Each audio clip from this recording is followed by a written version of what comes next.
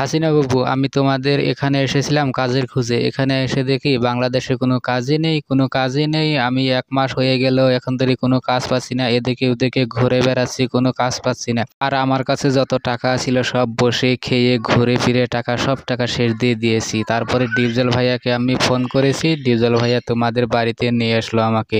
তুমি এসে আমাকে খুব যত্ন করছো, খুব ভালো খাওয়া দাওয়া করছো, ভাল লাগছে খুব আমাদের। Thank you. মোদিজি, তুমি আমার বাড়িতে এসেছো, আমি খুব খুশি হয়েছি, খুব ভালো লাগতেছে আমার কাছে। তুমি যদি আমাকে আগে থেকে ফোন করে বলতে যে আমি আসছি, তাহলে আমি আরো ভালো খাওয়া দাওয়া তোমার জন্য রেডি করে রাখতাম, আরো ভালো মন্দ খাওয়াতাম তোমাকে। বুঝতে পেরেছো? তুমি খাও খাও মোদিজি, তাড়াতাড়ি ভালো করে খাও। হাসিনা বুবু, মোদি চাচা তোমার বাড়ি আসতেই চাইছিল না, কারণ মোদি চাচার লজ্জা করে তোমার বাড়ি আসতে। আমি তো মোদি চাচাকে জোর করে নিয়ে এসেছি তোমার বাড়িতে। আচ্ছা হাসিনা বাবু, একটা কথা, তুমি মোদি চাচাকে তুমি মাংসর বাটি দিয়েছো, মাংস দিয়েছো, আমাকে কেন দেওনি? মোদির সামনে মাংসর বাটি রেখেছো, আমাকে কেন দিচ্ছ না? আমিও তো তোমার বাড়ি মেহমান হয়ে এসেছি।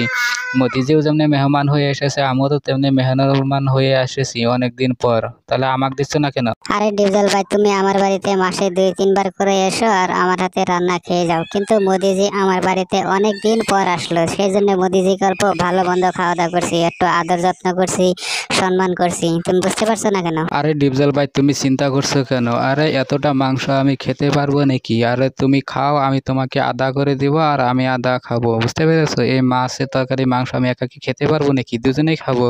আরে মোদি চাচা, আমার কাছে মুরগির মাংস একদম পছন্দ না, আমি একদম ভালোবাসি না মুরগির মাংস। তুমি এক কাজ করো, তোমার যে মাছের তরকারি আছে, মাছ আছে, সব আমাকে দিয়ে দাও, আমি মাছ খাই আর তুমি মাংস খেয়ে ফেলো সব। আরে ডিপজল ভাই, তোমার যতটা মাছ খাওয়ার ইচ্ছে তুমি সবকটাই খেয়ে ফেলো, কোনো সমস্যা নাই, কিন্তু আমি এই তোমাদের উপকারের কথা আমি কোনোদিনও ভুলতে পারবো না। বুঝতে পেরেছো?